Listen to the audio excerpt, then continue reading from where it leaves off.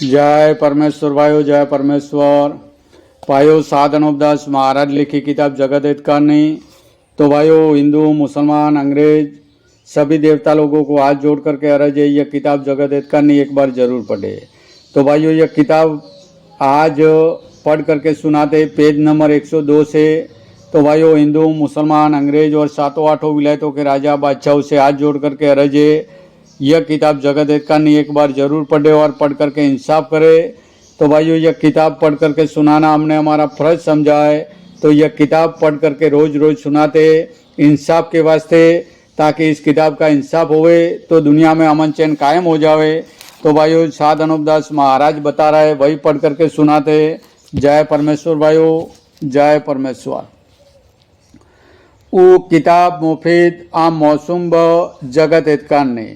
अज तस्नीब साधनोपदास, मूत वतन मुल्क मारवाड़। यह जगत हित कहानी जिसको श्री अनूपदास प्रिंटिंग प्रेस छावनी अनंतपुरा में छाप के प्रसिद्ध किया। तारीख 17 अप्रैल सन 1909 जा वैशाखवती 12 संवत 1965। जय परमेश्वर भाइयों, पेज नंबर 102। पहाड़ का जो रूप है वो भी हीरा पन्ना की तरह से चमकने लगेगा।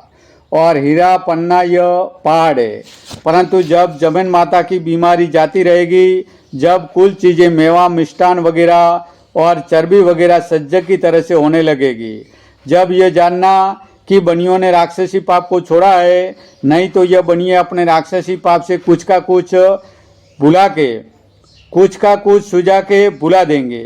क्योंकि यह बनिए कुल पाप को नहीं छोड़ेंगे और तुमको थोड़ा राक्षसी पाप छोड़ के यह सुझा देंगे कि हमने राक्षसी पाप छोड़ दिया।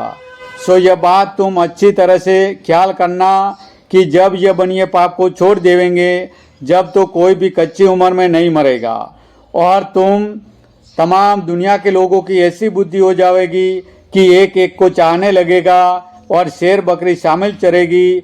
अनबोलों में भी ऐसा संप होगा और कुल चीज़ें सज्ज की तरह से पैदा होगी, जब यह जानना कि इन बनियों ने दुनिया के नाम का पाप छोड़ा है और जो कि यह पाप कराते वो अलोप पाप कराते, अगरचे जाहिरदारी में करे, जब तो हर कोई इनके पाप को छोड़ा देवे, परंतु गुप्ती पाप की वजह से किसी पर इनका पाप साफ साफ जाहिर नहीं होता है कि किस कदर पाप कराते हैं और कहाँ पर कराते हैं। इससे किसी से भी इनका पाप का करना नहीं छोड़ाया जाता, परंतु इन बनियों ने तो मुझको अपने राक्षसी पाप से रूबरू कल्पाया है।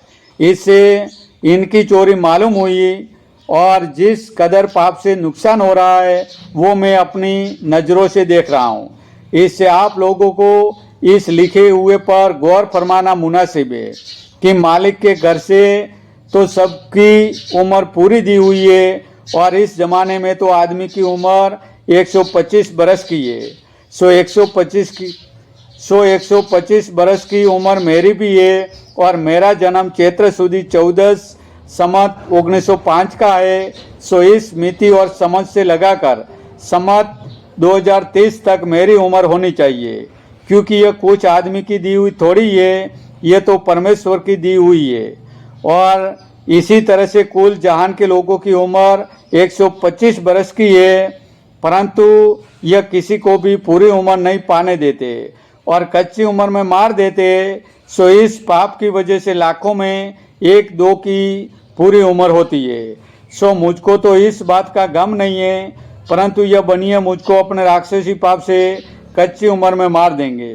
इस बात पर अलबत्ता गम है कि जब मुझको मार देंगे तो फिर बनियों की चोरी को कौन जाहिर करेगा, क्योंकि बनियों के तो दिल में यह है कि इसने हमारा जाल पकड़ा है, सो इसको मार देवेंगे तो हमारे वास्ते अच्छा है, क्योंकि हमारा जाल फिर अच्छी तरह चल निकलेगा। इससे यह बनिए मुझको अपने राक्षसी पाप से मारना चाहते हैं।